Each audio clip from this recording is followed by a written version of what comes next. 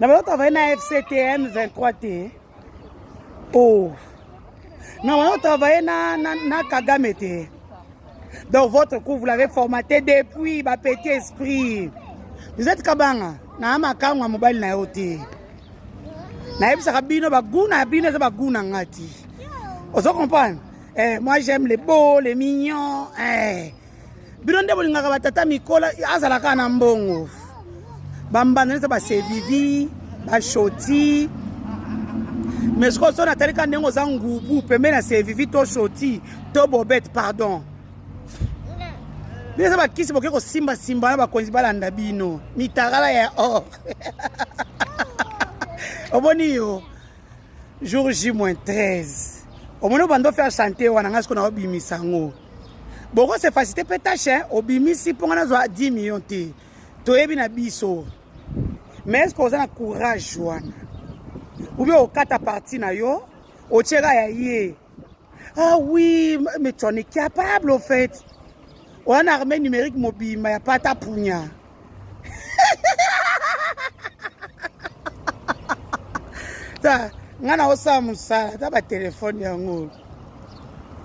Moi, je gère le monde, ok?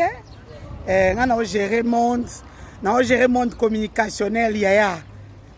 Comme j'ai dit aux gens, Fatih était au courant. Et puis c'est lui.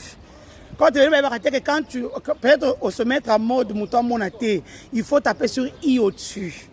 Au quand tu as info, tu verras que la personne a lu, soit n'a pas lu ton message. Nyon soka kapola makambo ya sikomine 77 millions.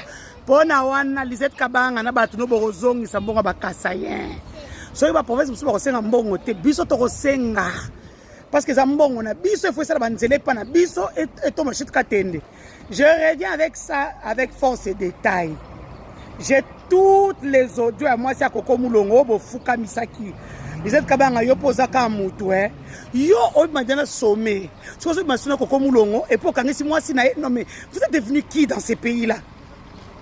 Comment moi ça comme l'entendre ba audio nyonso na nango na balancer ka mingi makambo ya sikomine na ndako soma na limité osoma na Gombe osoma na Canada mbongo ya sikomine mbongo ya Congo mibi qui vous a dit papa bon publier vous n'avez que 13 jours et là on a ça bino bolela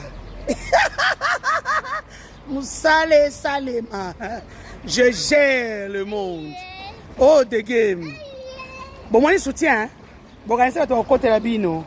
Hey, yaya. Encore, na boy bino. Bon, il faut savoir que bateau n'a zwanga te bako zwanga kaka yaya. Parce que je suis la meilleure en communication. Je suis la meilleure.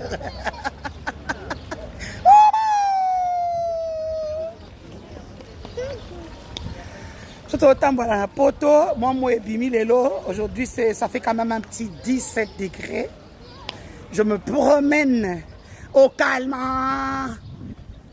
Bino, vous habitez dans poto revanche pour les ailes. Revanche. Non, Fatih est dans la merde, si, c'est pas, il est dans la merde. Parce qu'on a deux suppositions. Est-ce que Nabé d'abord, Nabatama, to, na continue à procès, to, na tegelananga. Beaucoup beaucoup choix ko finga te mais ça l'analyse à vous bamvula minene ezobeta na kata Kinshasa astis a edi moko eza te espoir eza te yango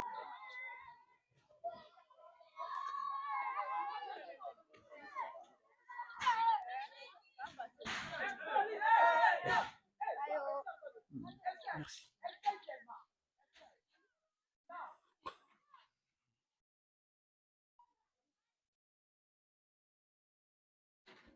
La caméra, c'est où?